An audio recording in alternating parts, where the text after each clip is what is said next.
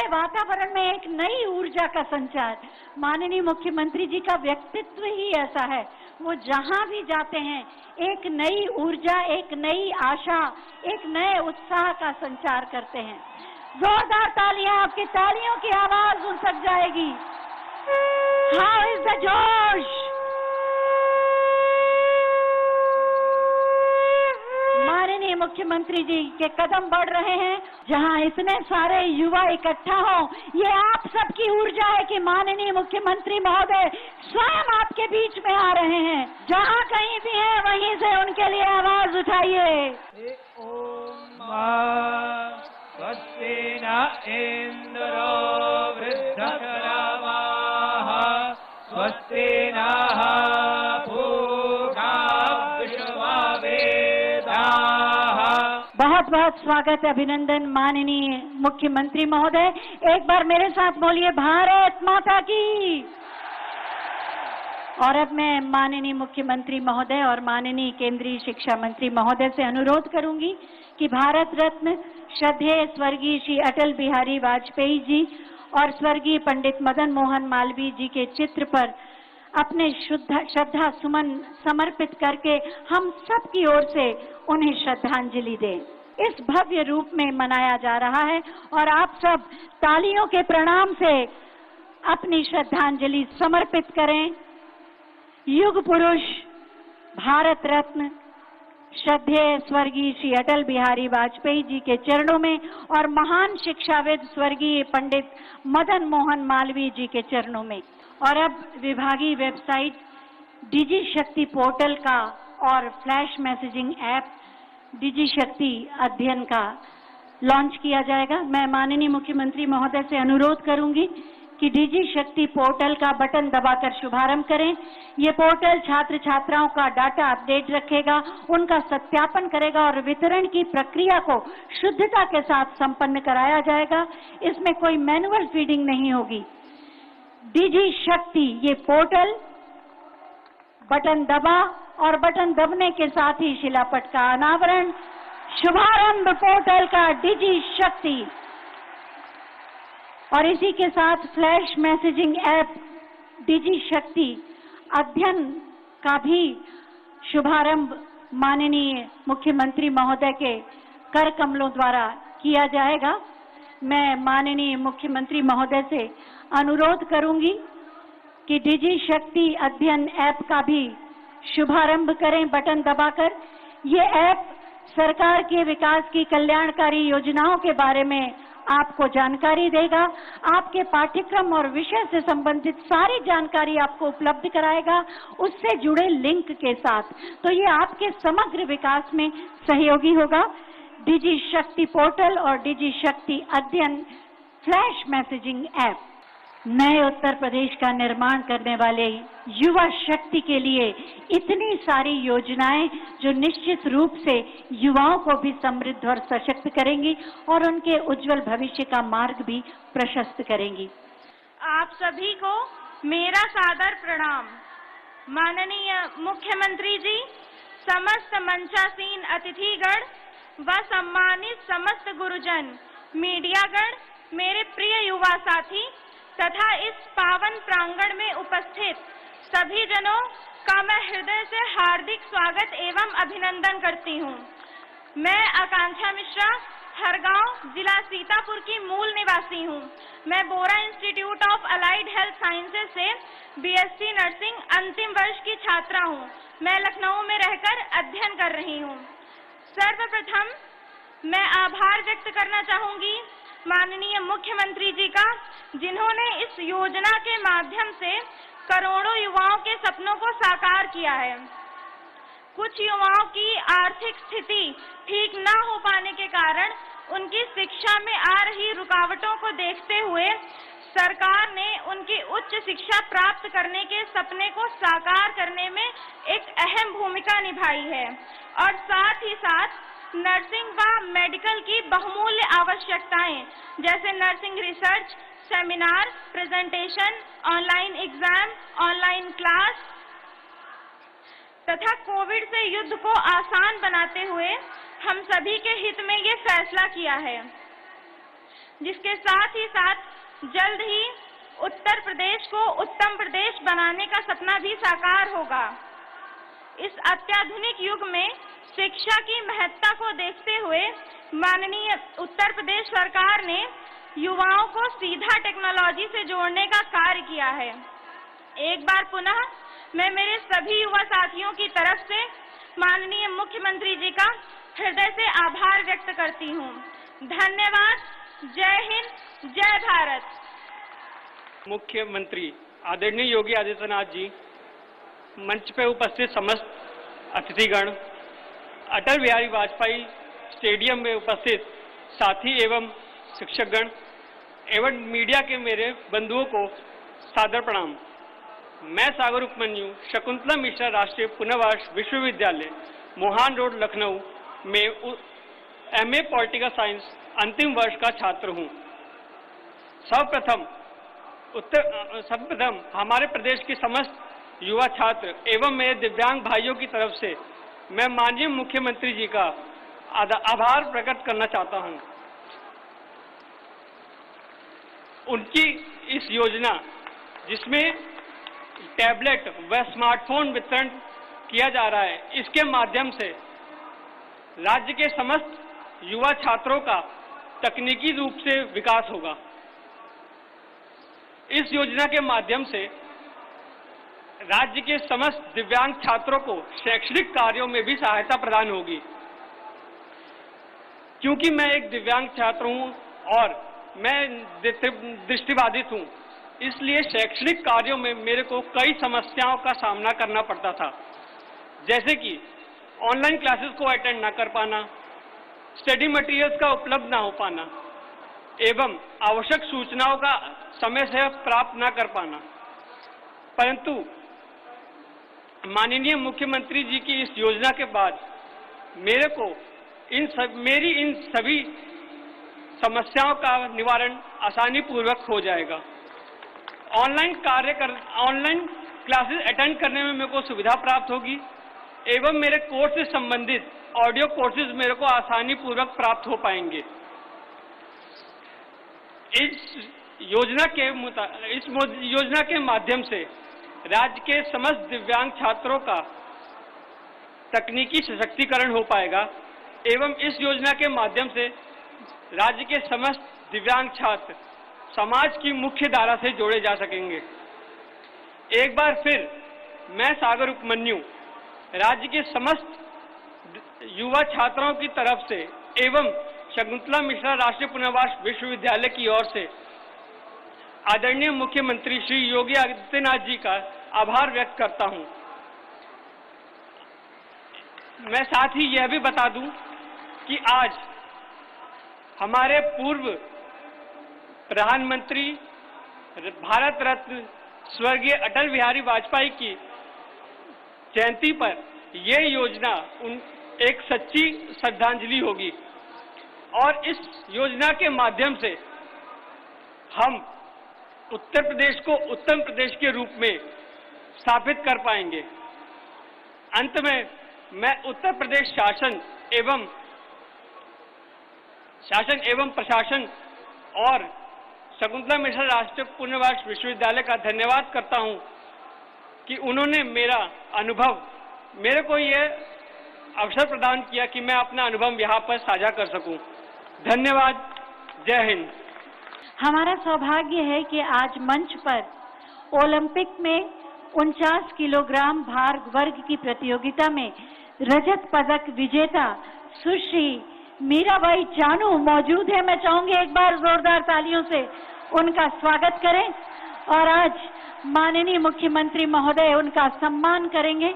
अंग वस्त्र, प्रशस्ति पत्र और 1.5 करोड़ की सम्मान राशि के माध्यम से खेलो इंडिया की भावनाओं की ज्योत को जलाती हुई आप सबकी तालियां रुकनी नहीं चाहिए।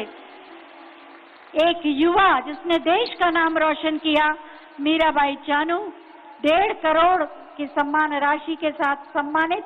आपके कोच श्री विजय कुमार शर्मा जी भी यहाँ मौजूद हैं।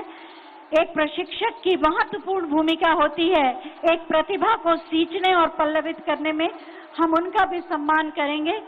श्री विजय कुमार शर्मा जी, उनके कोच 10 लाख रुपए की सम्मान राशि उन्हें दी जा रही है।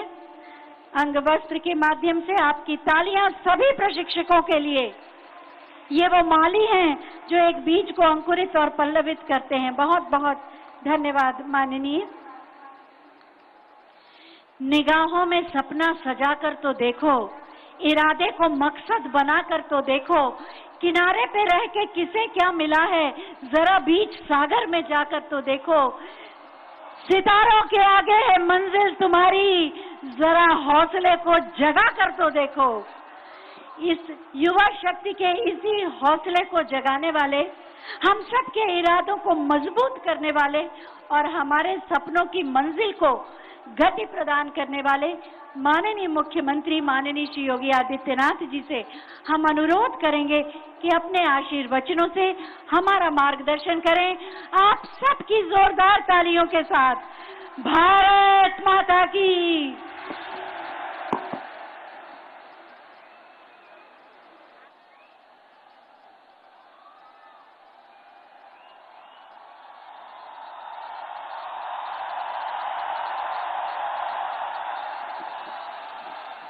भारत माता की, भारत माता की, भारत माता की।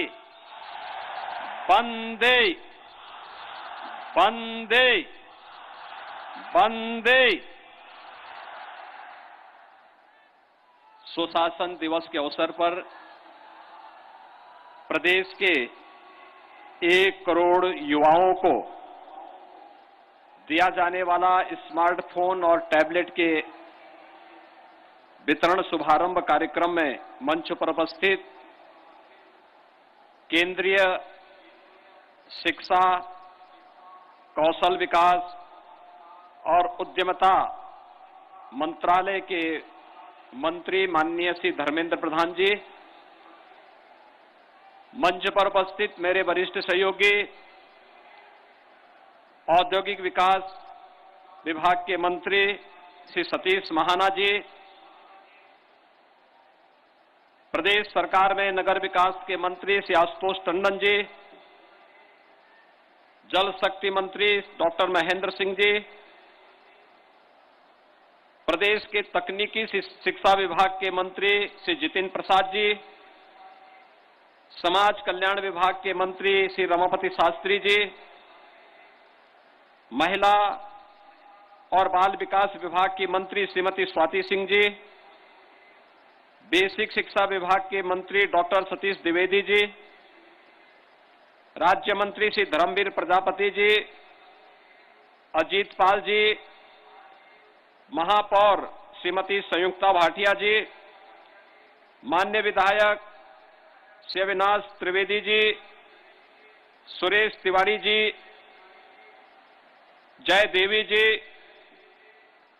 एमएलसी अविनाश कुमार सिंह जी, आज के इस कार्यक्रम में उपस्थित अभी ओलंपिक में भारत के लिए मेडल जीतने वाली भारत की एक उत्साही ओलंपियन यहां पर आई हैं, सुश्री मीराबाई चानू। ये मणिपुर की मूल निवासी हैं और देश के लिए जिस उत्साह के साथ खेलती है, उत्तर प्रदेश शासन ने ओलंपिक में मेडल जीतने वाले सभी खिलाड़ियों का सम्मान किया था। आज वे हमारे बीच में उपस्थित हुई हैं। सुश्री मीराबाई चानू, उनके कोच श्री विजय शर्मा और उपस्थित उत्तर प्रदेश शासन के सभी अधिकारीगण, आगंतुक अतिथिगण और प्रदेश के कोने कोने से यहां पर उपस्थित सभी हमारे युवा साथियों, मैं आप सबका प्रदेश की राजधानी लखनऊ में सरदेव अटल जी के नाम पर स्थापित इस इकाना स्टेडियम में आयोजित इस भव्य समारोह में आपका हृदय से अभिनंदन करता हूं, आप सबका स्वागत करता हूं। मित्रों, आज का दिन हम सबके लिए सुशासन दिवस के दृष्टि से बहुत महत्वपूर्ण है। देश की 2 महान विभूतियों का आज जन्मदिन है। ये 2 महान विभूतियां देश के पूर्व प्रधानमंत्री भारत रत्न सरदेव अटल बिहारी वाजपेयी जी और इस देश के अंदर, स्वाधीन भारत के अंदर भारत की शिक्षा पद्धति कैसे होनी चाहिए, पराधीन भारत में ही 1916 में काशी हिंदू विश्वविद्यालय की स्थापना करने वाले प्रख्यात समाजसेवी, स्वतंत्रता संग्राम सेनानी पंडित मदन मोहन मालवीय जी, भारत रत्न पंडित मदन मोहन मालवीय जी की भी आज जयंती है। इन दोनों महापुरुषों की इस पावन जयंती के अवसर पर मैं इन दोनों महापुरुषों के द्वारा राष्ट्र सेवा के लिए किए गए कार्यों को कोटि कोटि नमन करते हुए इन दोनों महापुरुषों को प्रदेश शासन की ओर से विनम्र श्रद्धांजलि भी अर्पित करता हूं। मित्रों, लखनऊ अटल जी की कर्म भूमि रही है और देश के अंदर 6 दशक तक भारत की राजनीति को उन्होंने जिस शुचिता पारदर्शिता के साथ एक नई दिशा देने का कार्य किया था, वह पूरे भारतवासियों के लिए सार्वजनिक जीवन में कार्य करने वाले प्रत्येक जनप्रतिनिधि के लिए और जीवन में सार्वजनिक क्षेत्र को अपनी सेवा का माध्यम बनाने वाले युवाओं के लिए वह सदैव प्रेरणादायी बना रहेगा। आज अटल जी भौतिक रूप से हमारे बीच में नहीं है, लेकिन अटल जी की प्रेरणा हम सबको एक नई दिशा निरंतर देती रहती है। अटल जी ने एक बात बहुत मजबूती के साथ कही थी और मित्रों, मैं अपने युवाओं से भी इसके बारे में कहना चाहूंगा। उन्होंने एक बात कही थी कि खासतौर पर देश के सार्वजनिक जीवन में कार्य करने वाले सभी नागरिकों के लिए, और उन्होंने कहा था कि सिद्धांत विहीन राजनीति ये मौत का फंदा होती है। जीवन में व्यक्ति को कुछ मूल्य और कुछ सिद्धांतों के लिए जीना चाहिए। अपने लिए जीना ये जीना नहीं होता है, लेकिन जो व्यक्ति लोक के लिए जीता है, समाज के लिए जीता है, कुछ मूल्य और आदर्शों को लेकर के आगे बढ़ता है, उसी का जीवन सार्थक होता है और वही समाज के लिए प्रेरणादायी बनता है। अटल जी का पूरा जीवन लोक कल्याण के लिए था, राष्ट्र कल्याण के लिए था और युवाओं के लिए तो उन्होंने एक नई प्रेरणा ही दी थी। अटल जी ने एक बात कही थी, उन्होंने कहा था, और मैं आप सभी युवाओं से कहना चाहूंगा, अटल जी ने कहा था कि छोटे मन से कोई बड़ा नहीं होता और टूटे मन से कोई खड़ा नहीं होता। याद रखना युवा साथियों, सोच कभी छोटी नहीं होनी चाहिए। बड़ी सोच होगी तो विराट सोच आपके व्यक्तित्व को भी एक नई विराटता प्रदान करेगी। संकुचित सोच एक संकुचित दायरे में हमें कैद करके रखती है और ये संकुचित सोच हमें न घर की रखती है न घाट की बनाती है। और इसीलिए विराट सोच के साथ खड़ा होने की एक जज्बा हमारे मन में होना चाहिए और कभी भी जीवन में हताशा और निराशा को अपने सामने नहीं पटकने देना चाहिए। इस जज्बे के साथ जब हमारा युवा साथी कार्य करेगा तो दुनिया के अंदर सब कुछ कर देगा जो अपने समय में इस देश के तमाम युवाओं ने करके दिखाया है।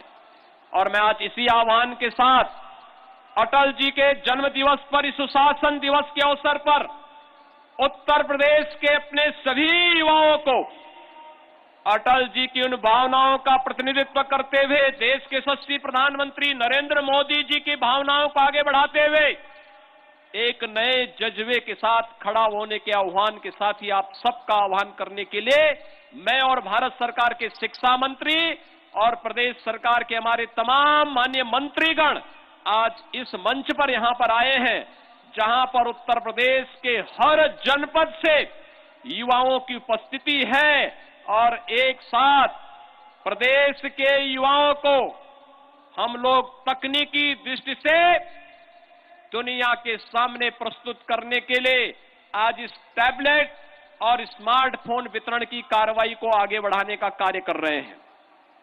मैं इस अवसर पर आप सभी युवाओं को बधाई देता हूं। मित्रों, हम लोगों ने पिछले लगभग 1.5 साल से अधिक समय को वैश्विक महामारी कोरोना को झेलते हुए देखा है। कोरोना महामारी ने पूरी दुनिया को तबाह किया, पूरी दुनिया को पस्त कर दिया। दुनिया की बड़ी बड़ी ताकतें कोरोना के सामने पूरी तरीके से पस्त होती हुई दिखाई दी। लेकिन भाइयों बहनों, देश के अंदर प्रधानमंत्री मोदी जी के नेतृत्व में कोरोना प्रबंधन जिस तरीके से आगे बढ़ा, हम लोग इस बात को देखते थे। जब प्रधानमंत्री जी ने देश के अंदर जनधन योजना लागू की थी, हम लोगों को लगता था इस योजना का क्या लाभ होगा। लेकिन जब कोरोना कालखंड में जनधन अकाउंटधारी उन महिलाओं के खाते में डीबीटी के माध्यम से पैसा जाता था, तब लगता था प्रधानमंत्री मोदी जी की सोच दूरदर्शी सोच है। मोदी जी ने 7 वर्ष पहले तय कर लिया था कि हर गरीब का खाता होना चाहिए। अगर भाइयों बहनों गरीब का खाता नहीं होता तो गरीब के पास पैसा नहीं पहुंच पाता। प्रधानमंत्री मोदी जी ने स्टार्टअप इंडिया की शुरुआत 5 साल पहले कर ली थी। स्टैंडअप इंडिया की शुरुआत 5 वर्ष पहले कर दी थी। डिजिटल इंडिया की शुरुआत 5 वर्ष पहले कर दी थी और उसके परिणाम भी हम सबको देखते हुए दिखाई दे रहे थे। मैंने इसको बहुत नजदीक से देखा है। तकनीक का व्यक्ति के जीवन में क्या महत्व हो सकता है, यह हम लोगों ने कोरोना कालखंड में और भी मजबूती बहुत नजदीक से देखा है। मुझे याद है जब परीक्षाएं होनी थी, बच्चों की परीक्षाएं नहीं हो रही थी, उनको ग्रेडिंग नहीं तय हो पा रही थी और बहुत सारे युवा चाहते थे कि उनको कुछ अच्छी सुविधा मिले। मैं देखता था, गांव में जाता था, बच्चों से पूछता था पढ़ाई हो रही है, वे कहते थे पढ़ाई करना चाहते हैं लेकिन हमारे पास ऑनलाइन पढ़ाई के लिए कोई सुविधा नहीं है, स्मार्टफोन नहीं है, टैबलेट नहीं है, हम कैसे अपनी पढ़ाई को आगे कर सकते हैं। ऑफलाइन क्लासेस नहीं चल रही हैं, ऑनलाइन क्लासेस के लिए हमारे पास सुविधा नहीं है। और तब सरकार ने तय किया हम प्रदेश के 1 करोड़ युवाओं को टैबलेट और स्मार्टफोन देने के साथ जोड़ेंगे, जिससे ऑनलाइन एजुकेशन के साथ साथ ऑनलाइन एग्जामिनेशन की कार्रवाई को भी आगे बढ़ाया जा सके। और भाइयों बहनों, आज इस कार्यक्रम का शुभारंभ करते मुझे अत्यंत प्रसन्नता की अनुभूति हो रही है कि प्रदेश के सभी 75 जनपदों की उपस्थिति में इस कार्यक्रम को हम आगे बढ़ा रहे हैं। और यहां पर हम लोग न केवल अपने छात्र छात्राओं को जो स्नातक और प्रास्नातक में अध्ययन कर रहे हैं उनको, बल्कि प्रतियोगी परीक्षाओं में भाग लेने वाले और प्रदेश की कोचिंग संस्थाओं में, मुझे याद है जब लॉकडाउन प्रारंभ हुआ था, सबसे पहली चुनौती हमारे सामने आई थी कि कोटा में जो बच्चे प्रतियोगी परीक्षाओं की तैयारी कर रहे थे, उन बच्चों के लिए कैसे उनको उनके घर में सुरक्षित लाया जाए। राजस्थान सरकार तैयार नहीं थी सहयोग करने के लिए। मुझे उत्तर प्रदेश से बसेज भेजनी पड़ी थी कोटा, और उन सभी 15,000 बच्चों को सुरक्षित उनके घरों तक पहुंचाने के कार्य किए थे। और भाइयों बहनों, तब मैंने तय किया था, तब हमने अपने अधिकारियों को जिम्मेदारी दी थी, और जिम्मेदारी ये दी थी कि अब हमारे प्रदेश के बच्चों को प्रतियोगी परीक्षाओं की तैयारी करने के लिए प्रदेश के बाहर न जाना पड़े, इसके लिए हर कमिश्नरी हेडक्वार्टर पर इसकी व्यवस्था की जानी चाहिए। और भाइयों बहनों, आज 10,000 अभ्युदय कोचिंग की व्यवस्था जो हम लोगों ने प्रदेश के अंदर हर एक कमिश्नरी में की है, अब हम उसके हर जनपद तक ले जा रहे हैं। ऐसे 10,000 प्रतियोगी छात्रों की तैयारी करने वाले अभ्युदय कोचिंग से जुड़े हुए युवाओं को भी स्मार्टफोन देने और टैबलेट की व्यवस्था, फ्री में टैबलेट और स्मार्टफोन देने के साथ आज हम जोड़ने जा रहे हैं। मैं इस अवसर पर इन सबको हृदय से बधाई देता हूं, अपनी शुभकामनाएं देता हूं। भाइयों बहनों, हम सबको एक बात ध्यान में रखना होगा, और वह जब सरकार की नीयत साफ होती है तो काम भी दमदार दिखता है। सोच ईमानदार तो काम दमदार। मेरी आवाज के साथ आप बोलेंगे, सोच ईमानदार तो। दोनों ओर से, इधर से आवाज आ रही है, इधर से आ रही है, लेकिन ये सामने से आवाज नहीं आ रही है। सोच ईमानदार तो। भाइयों बहनों, ये काम दमदार का ही परिणाम है। याद करिए 2017 के पहले जो नियुक्तियां होती थी उनमें भाई भतीजावाद होता था। उसमें कुछ जगहों पर तो ऐसा होता था, कोई नौकरी चलती, कोई नौकरी निकली और नौकरी निकलने के बाद एक खानदान के लोग, एक वंश के लोग, चाचा भी, भतीजा भी और मामा भी, अरे सभी लोग वसूली में निकल पड़ते थे। ये सभी लोग निकल पड़ते थे। महाभारत का कोई रिश्ता नहीं छूटता था जो वसूली में नहीं निकलता हो। कहीं शकुनी मामा निकलता था, कहीं दुर्योधन भांजा निकलता था, कहीं कोई दुशासन निकलता था और कहीं पर कोई भतीजा निकल पड़ता था। लेकिन भाइयों बहनों, 2017 के बाद हम लोगों ने कहा कि प्रदेश के युवाओं के जीवन के साथ जो भी खिलवाड़ करेगा उसकी जगह जेल होगी, जेल। प्रदेश में पूरी पारदर्शिता के साथ भर्ती की प्रक्रिया होगी और भर्ती की प्रक्रिया को आगे बढ़ाया गया। 10 वर्षों में 2 लाख भर्ती नहीं हो पाई थी। हम लोगों ने मात्र अभी 5 वर्ष भी नहीं हुए हैं, 4.5 लाख युवाओं को प्रदेश के अंदर सरकारी नौकरी दी है। प्रदेश में कानून व्यवस्था की बेहतरीन स्थिति दी तो परिणाम सामने आ गए। एक तरफ जो माफिया पहले गरीबों की संपत्ति को हड़पते थे, व्यापारियों की संपत्ति पर कब्जा करते थे, सत्ता उन्हें संरक्षित करती थी, उन माफियाओं की अवैध कमाई पर प्रदेश सरकार का जब बुलडोजर चलता हुआ दिखाई दिया तो उसके बाद माफिया और अपराधियों के संरक्षणदाताओं के भी होश उड़ते हुए दिखाई दिए। लेकिन प्रदेश में निवेश बढ़ा, एक जनपद एक उत्पाद की नीति हम लोगों ने लागू की और परिणाम था 1,61,00,000 नौजवानों को प्रदेश के अंदर ही उन्हीं के गांव और उन्हीं के जनपद में रोजगार भी उपलब्ध होता हुआ दिखाई दिया। और यही नहीं भाइयों बहनों, स्वतः रोजगार के साथ विश्वकर्मा श्रम सम्मान जैसी योजनाओं के साथ जोड़ करके 60 लाख युवाओं को हम लोगों ने प्रदेश के अंदर स्वतः रोजगार के साथ जोड़ा। आज परिणाम है, लोग औचक हैं। जब हमारे पास आंकड़े आते हैं 2017 के पहले 15-16 तक प्रदेश के अंदर अनएम्प्लॉयमेंट रेट लगभग 18% था। आज उत्तर प्रदेश के अंदर अनएम्प्लॉयमेंट का जो रेट है वह 4.5% है। ये दिखाता है हमारे प्रयास सही दिशा की ओर आगे बढ़ रहे हैं। हमें नए भारत के, नए उत्तर प्रदेश की ओर आगे कैसे बढ़ना है, ये प्रधानमंत्री जी की ईमानदार सोच को दमदारी के साथ प्रदेश के अंदर लागू करने का कार्य आज प्रदेश के अंदर लागू किया गया है। भाइयों बहनों, मुझे आज के इस अवसर पर आप सबसे कहना है और वह ये कि प्रदेश की हमारी ये युवा शक्ति में बहुत कुछ भरा पड़ा है।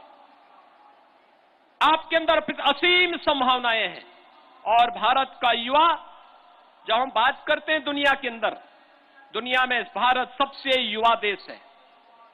सर्वाधिक युवा दुनिया के अंदर भारत में है और भारत में भी सर्वाधिक युवा हमारे उत्तर प्रदेश में हैं।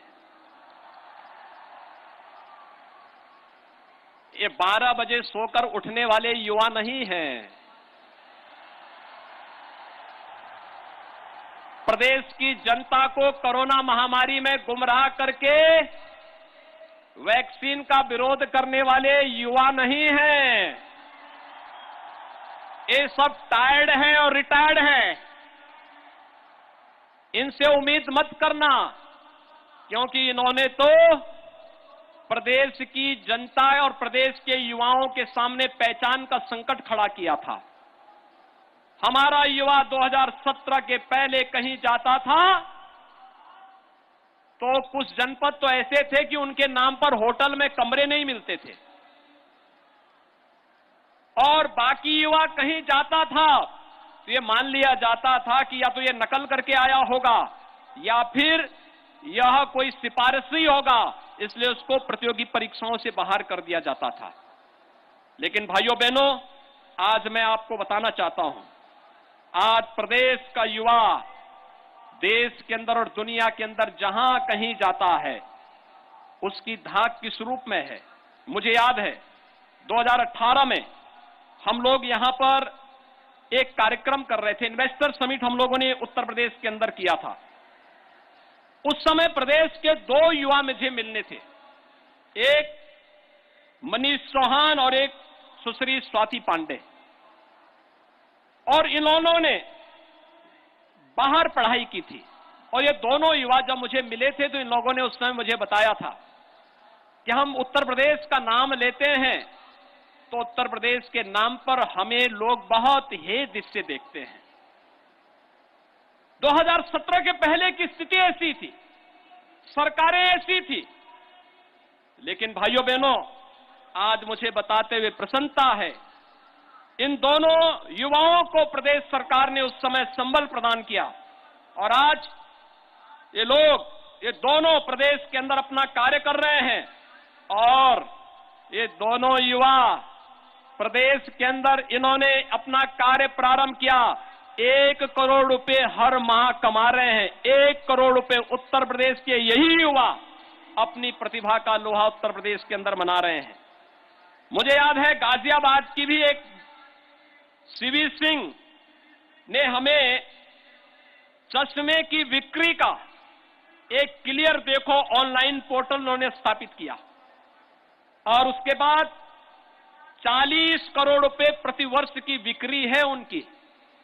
40 करोड़ रुपए प्रतिवर्ष आप अनुमान कर सकते हैं। और अब यह एक अपना स्टोर भी अलग से स्थापित करने जा रही है। भाइयों बहनों, यही नहीं, एक अन्य नौजवान है तरुण जोशी।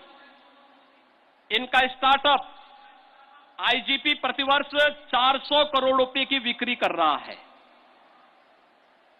अंतर्राष्ट्रीय कंपनी द्वारा इसका जो मूल्यांकन किया गया है वह किया गया है 1500 करोड़ रुपए का।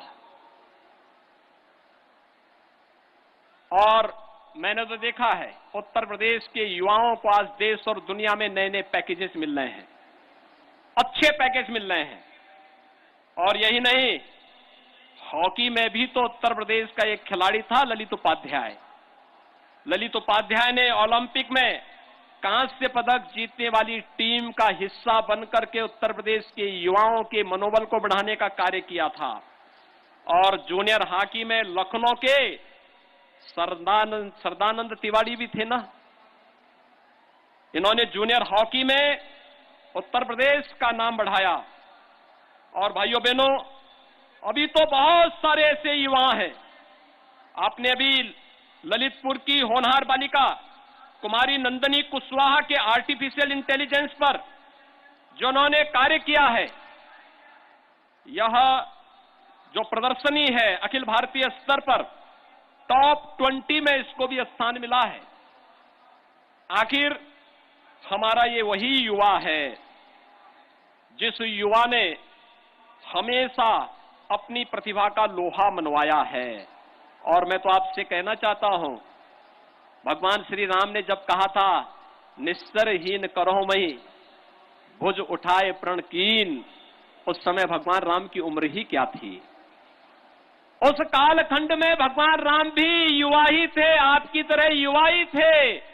और यही नहीं, कंस के अत्याचार से मथुरा वासियों को मुक्त करने वाले और दुनिया को परित्राणाय साधूनाम विनाशाय च दुष्कृताम का संदेश देने वाले भगवान कृष्ण जब मथुरा वासियों को कंस के अत्याचार से मुक्त कराते हैं, उस समय भगवान कृष्ण भी युवा ही थे। भाइयों बहनों, यही नहीं, दुनिया को निर्वाण का संदेश देने वाले बुद्ध या फिर आदि शंकराचार्य ये युवा ही थे। आदि शंकराचार्य मात्र 32 वर्ष की उम्र तक जिए थे। महाराष्ट्र की परंपरा में एक संत आते हैं ज्ञानेश्वर। संत ज्ञानेश्वर मात्र 21 वर्ष की आयु में उन्हें समाधि उन्होंने ले ली थी। लेकिन ज्ञानेश्वरी एक ऐसी उन्होंने अपना ग्रंथ लिखा, पूरे महाराष्ट्र के लिए प्रेरणादायी बन गया। यही नहीं, हम स्वामी विवेकानंद को देखते हैं वैश्विक मंच पर भारत की प्रतिभा का दमदारी से रखने वाले स्वामी विवेकानंद मात्र 39 वर्ष की आयु जिए थे। भारत सेवाश्रम संघ के संस्थापक स्वामी प्रणवानंद मात्र 42 वर्ष की आयु तक जीवित रहे। और यही नहीं, 1.25 लाख से एक लड़ाओ तो गोविंद सिंह नाम कहाओं का आह्वान करने वाले गुरु गोविंद सिंह जी महाराज को कौन भूल सकता है। छत्रपति शिवाजी महाराज और महाराणा प्रताप को कौन भारत का युवा विस्मृत कर सकता है।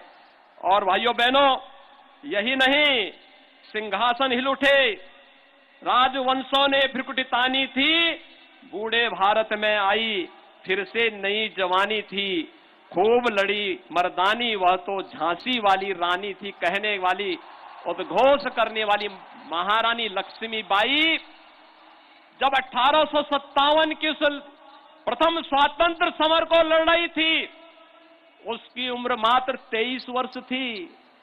आप में से बहुत सारे युवा 23 वर्ष के होंगे, 23 वर्ष के आसपास के होंगे। उस उम्र में वह देश की स्वाधीनता के लिए लड़ रही थी। यही नहीं, अगर हम देखें इस देश के अंदर, तुम मुझे खून दो मैं तुम्हें आजादी दूंगा आह्वान करने वाले नेताजी सुभाष चंद्र बोस ये युवा ही थे। और इंकलाब का संदेश फूंकने वाले इस देश के क्रांतिकारी सरदार भगत सिंह, राजगुरु, सहदेव, पंडित राम प्रसाद बिस्मिल, अस्फाउल्लाह खां, ठाकुर रोशन सिंह, आखिर ये सब तो युवा थे। और इन युवाओं को जब भी मौका मिला, पंडित राम प्रसाद बिस्मिल को जब गोरखपुर में फांसी की सजा हो रही थी, उनसे पूछा क्या तुम्हारा अंतिम तुम्हारा कोई इच्छा हो तो बताओ। उन्होंने कहा मेरी एक ही इच्छा है, हे इस भारतवर्ष में 100 बार मेरा जन्म हो और कारण सदा ही मृत्यु का देशोपकारक कर्म हो। उन्होंने ये नहीं कहा कि मुझे मुक्ति मिले, उन्होंने कहा मैं चाहता हूं ईश्वर मुझे बार बार भारत की धरती पर जन्म लेने का सौभाग्य प्राप्त हो, लेकिन भारत की धरती पर भी मैं जब जन्म लूं तो एक ही उद्देश्य के लिए, देश और धर्म के उद्धार के लिए मुझे बार बार जन्म मिले भारत की धरती पर। यह आह्वान करने वाले पंडित राम प्रसाद बिस्मिल भी जब काकोरी की घटना को देश की स्वाधीनता के लिए आगे बढ़ाते हैं, उस समय वह भी युवा ही थे। और भारत का कौन ऐसा युवा होगा जिसने विनायक दामोदर सावरकर का नाम न सुना हो। भारत का एकमात्र ऐसा क्रांतिकारी और पिछली सदी का दुनिया का एकमात्र ऐसा क्रांतिकारी जिसको एक ही जन्म में 2 आजन्म कारावास की सजा मिली थी देश की स्वाधीनता के लिए। और भाइयों बहनों, जब विनायक दामोदर सावरकर को 2 आजन्म कारावास की सजा हुई थी, उस समय उनकी आयु कितनी थी? मात्र 28 वर्ष। 28 वर्ष। अंडमान निकोबार की जेल में जब वह बंद थे, 10 वर्षों तक उनके भाई भी उसी जेल में देश की स्वाधीनता के लिए बंद हैं, लेकिन वे अपने भाई को नहीं देख पाए थे। इतनी कड़ी सजा उनको वहां दी जाती थी, लेकिन तब भी देश की स्वाधीनता से इन लोगों ने कभी भी अपने आप को आगे नहीं किया। और महाभारत का दृश्य भी हम नहीं भूले होंगे, वीर अभिमन्यु का। क्या उम्र थी वीर अभिमन्यु की? मात्र 16 वर्ष।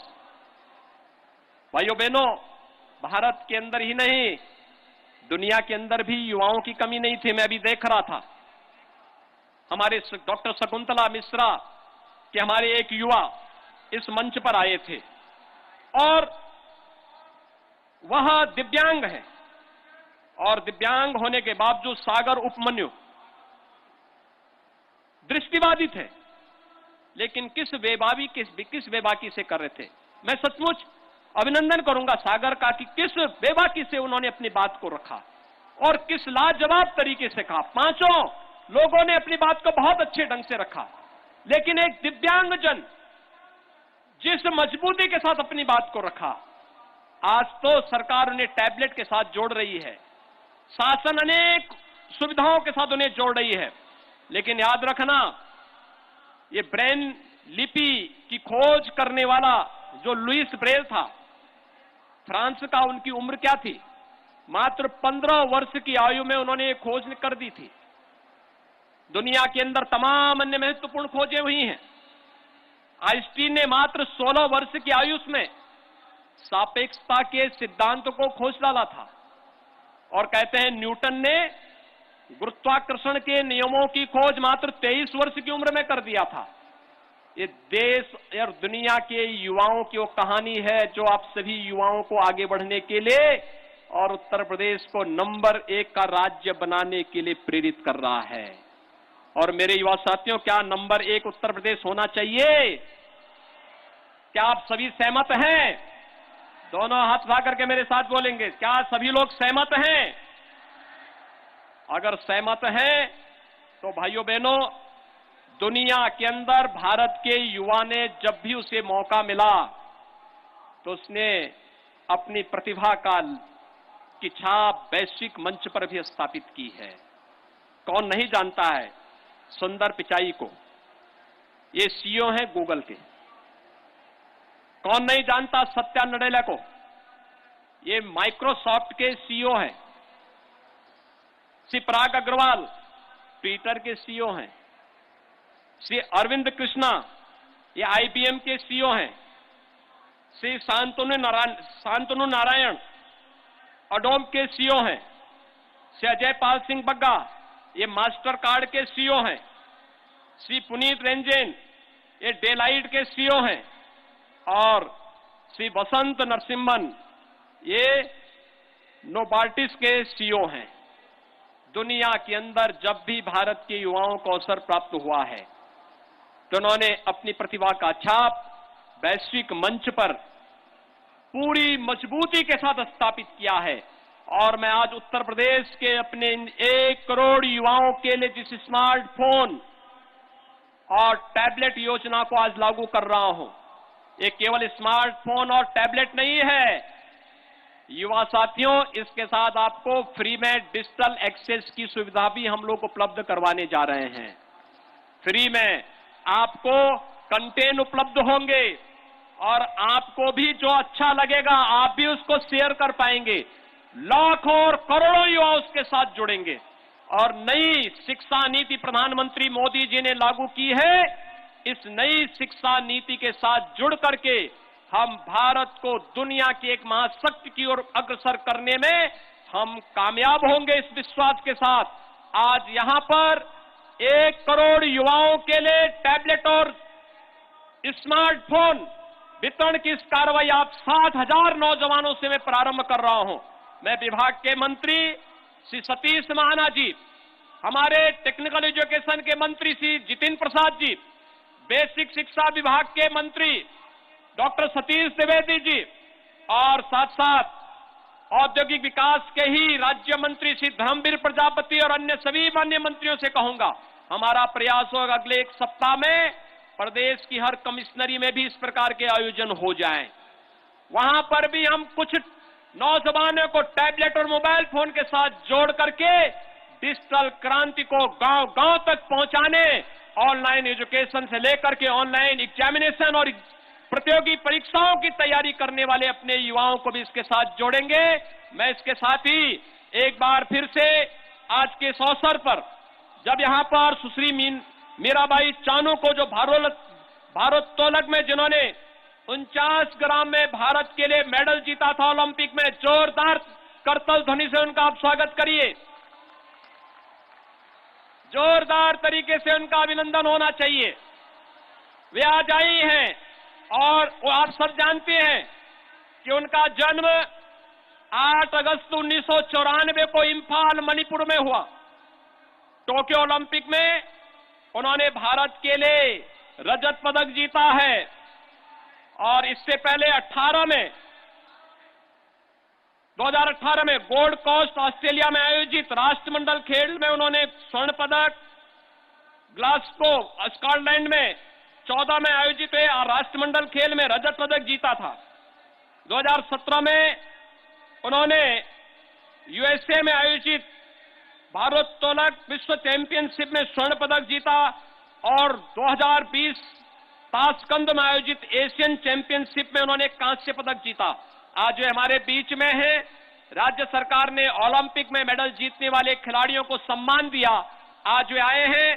मैं आप सभी की ओर से, प्रदेशवासियों की ओर से उन्हें बधाई देता हूं, उनका अभिनंदन करता हूं और साथ साथ अपने इन सभी युवाओं को और प्रदेश के 1 करोड़ युवाओं को भी मैं इस अवसर पर अभिनंदन करता हूं और आपको बधाई देता हूं कि इन योजनाओं का लाभ आप सबको प्राप्त हो सके। इस विश्वास के साथ हमारे कवि ने जो बात कही कि नए युग का सृजन युवकों तुम्हारे हाथ में है, समूचा जग युवा पीढ़ी तुम्हारे साथ में है।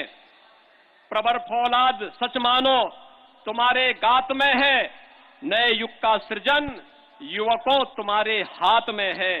सफलता तो तुम्हारी बात में है, जज्बात में है, नए युग का सृजन युवकों तुम्हारे हाथ में है।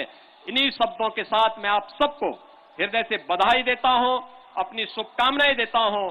आप स्मार्टफोन और टैबलेट का लाभ लें।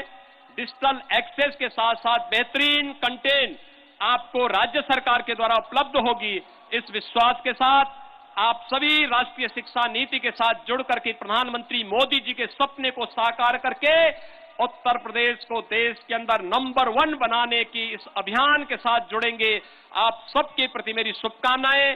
सरदेव अटल जी और पंडित मदन मोहन मालवीय जी को मैं आज उनकी पावन जयंती पर विनम्र श्रद्धांजलि अर्पित करता हूं। धन्यवाद। जय हिंद।